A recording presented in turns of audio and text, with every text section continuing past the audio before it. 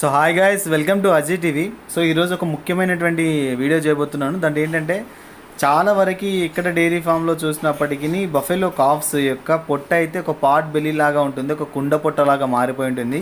So దానికల్లా ముఖ్య కారణాలు ఏంటో మనం డిస్కస్ చేద్దాం. ఫస్ట్ అండ్ ఫార్మోస్ట్ థింగ్ ఏంటంటే మనం ఇచ్చేటువంటి ఫీడింగ్ అనమాట. దూడ పుట్టినప్పుడు దానికి రూమెన్ అనేది డెవలప్ అయి ఉండదు. తర్వాత ఒక 2 నెలల సమయం తర్వాత రూమెన్ డెవలప్ అవుతుంది. అందుకే మనం ఒక నెల 2 నెలల తర్వాత దానికి మనం అఫీషియల్గా గడ్డి ఇవ్వాలని జనరల్గా చెప్తుంటారు. సో ఇచ్చే గడ్డికి కూడా తొందరగా డైజెస్టబుల్ అయ్యేటువంటి చిన్న లెగ్యూమ్స్ కానీ పచ్చిగడ్డి కానీ ఇవ్వాల్సి ఉంటుంది. కానీ చాలామంది చాలా చోట్ల ఏం జరుగుతుందంటే వాళ్ళకి తెలుసో తెలియకనో ఎండుగడ్డి తింటుంటాయి. అలా తినడం వల్ల కడుపులో ఆ ఎండుగడ్డిలో లిగ్నిన్ అనేది ఉండడం వల్ల డైజెస్టబుల్ కష్టమవుతుంది. ఆ డైజెస్టబుల్ కాకపోవడంతో కడుపులో గ్యాస్ ఫామ్ అవుతుంది. అది ఒక మొదటి కారణం. ఇంకా రెండో కారణం మనందరికీ తెలిసే నట్టల మందు ప్రాబ్లం అనమాట. నట్టలు అనేవి పొట్టలో ఉన్నట్లయితే దానివల్ల కూడా పాట్ బెల్లి వచ్చేటువంటి అవకాశం ఉంటుంది.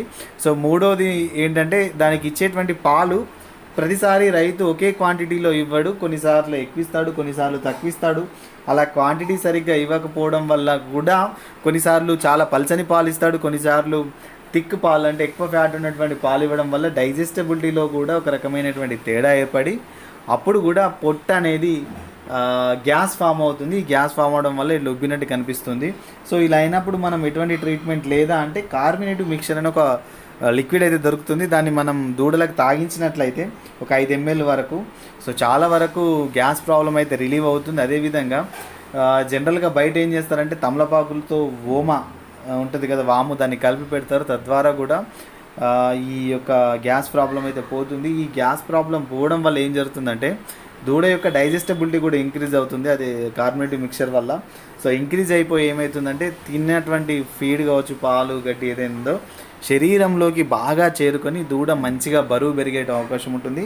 అదేవిధంగా దాని యొక్క రోగ నిరోధక శక్తి కూడా పెరుగుతుంది, మరణాలు అనేవి తగ్గుతాయి. తద్వారా ఏంటంటే తల్లి అనేది ఎక్కువ కాలం పాలు ఇస్తుంది. అదేవిధంగా దూడ హెల్దీగా ఉంటుంది. కాబట్టి మన ఫామ్లో నెక్స్ట్ గేదెగా మారేటువంటి అవకాశం ఉంటుంది. కాబట్టి ఈ చిన్ని జాగ్రత్తలు తీసుకోండి, దూడల్ని సంరక్షించుకోండి.